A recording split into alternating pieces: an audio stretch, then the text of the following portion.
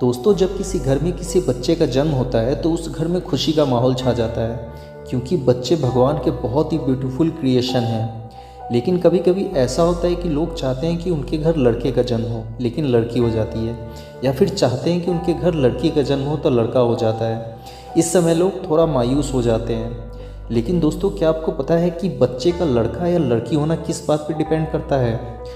Fertilisation process में गर्भ में बच्चा कैसे लड़का या लड़की बनता है, और बच्चे का लड़का या लड़की होना माँ पे डिपेंड करता है या फिर पिता पे। इसी को हम इस वीडियो में पूरे विस्तार से जानेंगे।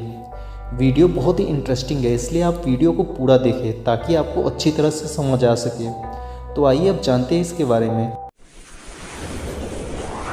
दोस्तों, बच्चे का लड़का या लड़की होना इंसान के क्रोमोसोम्स पे डिपेंड करता है, और ये क्रोमोसोम्स इंसान के बॉडी सेल्स यानी कोशिकाओं में होता है।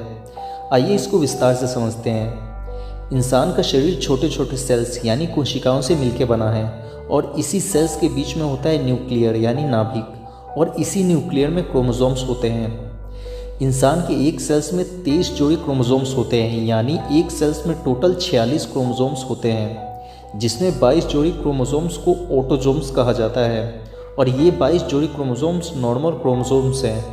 लेकिन लास्ट की ये 23वीं जोड़ी सबसे इम्पॉर्टेंट है, जिसको हेट्रोजोम्स यानी सेक्स क्रोमोसोम्स कहते हैं। लेडीज़ और जेंट्स के बॉडी सेल्स में अलग अलग तरह के क्रोमोसोम्स होते हैं। लेडीज़ के सेल्स में सभी क्रोमोसोम्स एक जैसे होते हैं, जो एक्स टाइप में होते हैं, जिसको एक्स क्रोमोसोम्स कहा जाता है। यानी लेडीज़ों में ऑटोसोम्स और हेट्रोसोम्स दोनों एक्स टाइप में ही होते हैं, लेकिन जेंट्स में ऐसा नहीं होता। जेंट्स में ये 22 जोड़ी ऑटोसोम्स तो एक जैसे ही यानी एक्स टाइप में ही होते हैं, लेकिन लास्ट की ये हेट्रोसोम्स अलग टाइप का होता है। इस हेट्रोसोम्स की एक जोड़ी में एक क्रोमोसोम्स एक्स टाइप का होता है और दूसरा क्रोमोसोम्स वाई टाइप का होता है, और जेंट्स के इसी हेट्रोसोम्स की वजह से बच्चे का लिंग निर्धारण होता है। अब आइए जानते हैं कि माँ के गर्भ में बच्चे का लिंग निर्धारण कैसे होता है। ये बात तो आप जानते ही होंगे कि लेडीज़ के ओवरी से जो एग रिलीज होता है उसके, और जेंट्स के स्पर्म के मेल से एक बच्चे का जन्म होता है। अब इसी चीज़ को हमें समझना है। जैसा कि हमने देखा कि लेडीज़ के सेल्स में सिर्फ एक्स टाइप के ही क्रोमोसोम्स होते हैं, इसलिए जब लेडीज़ के ओवरी से जो एग रिलीज होता है उसमें सिर्फ एक्स टाइप के ही क्रोमोसोम्स होंगे।